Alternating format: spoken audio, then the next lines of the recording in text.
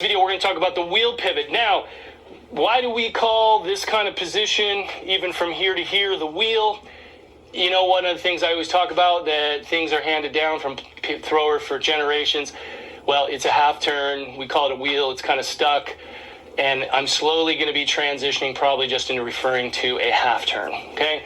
And so that's why. So I'm giving you this disclaimer in this drill. So that being said, what's a wheel pivot? It's going to be easier to do than a half turn pivot, but in the future, perhaps that's what we'll call it. But a wheel pivot goes in this position, right? We get into our wheel position. So one of the key things is, again, we're always talking about alignment. We talk about that extensively in the throwing progressions. So we're going to be setting up the hips, setting the back sprint leg, right? And then we're going to get our arms in position. What we're going to be doing here is we're going to be learning how to pivot, keeping the shoulders level, but this is what we would do.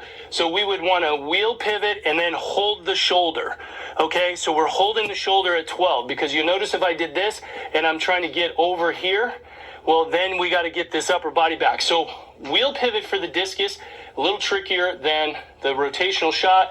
But what we're going to do is we're going to set here.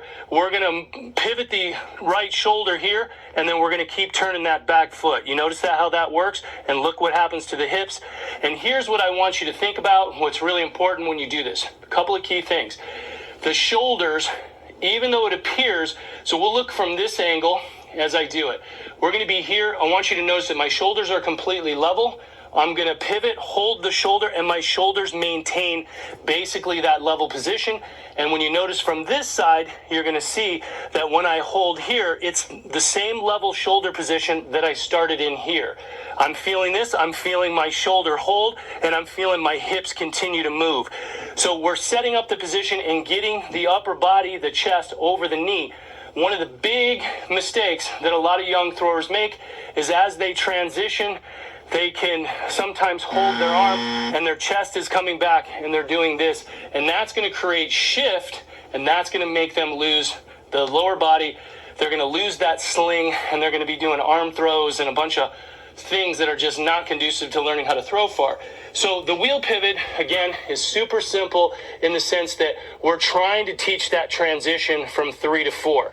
And again, watch what I'm going to do. I'm going to go here and I'm going to hold that shoulder, and you're going to notice, watch, I'm going to keep everything level. And when I hold the shoulder and I keep turning the legs, you kind of see how that keeps me over here, because in the throw, holding the upper body, stalling, slowing down the upper body is what creates lower body acceleration. You come around, it kind of hits, and then this kind of whips, and then you see this position, and that whip is going to be really critical, because as we come here and we feel that whip, we're going to also create stretch. That's going to help get the discus to the high point, and then you're going to see in the video where I discuss the high point and reach, right? So that's kind of going to be how we're going to kind of conceptually get our athletes to understand. So here's the key details. Again, watch your athletes.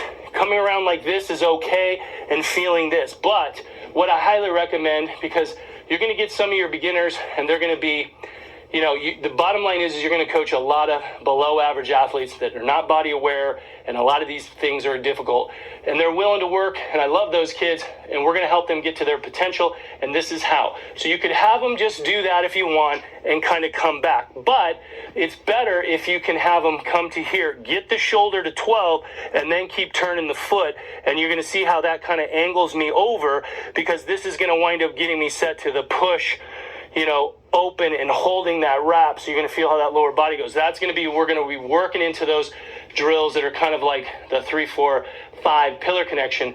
But the idea here is to teach two things: keep the shoulders level, get the chest back, and